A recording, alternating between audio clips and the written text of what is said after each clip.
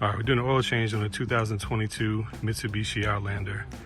One of the easiest oil change I've done, and we'll show you a little bit about how to do this, and shouldn't take much longer than a little bit of prep.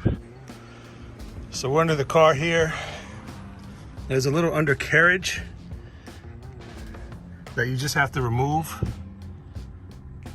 and then you get easy access to the filter and where the oil drain plug is. Very simple. Once you take that undercarriage out, just got to grab one of these undercarriage plug tool. Not sure the correct term. Got this in my local AutoZone. Pops out a few of them.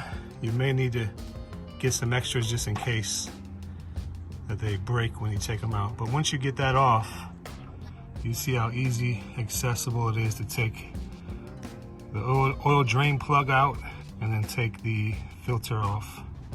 Replace the filter, put the plug back on, new oil in, and you're good to go.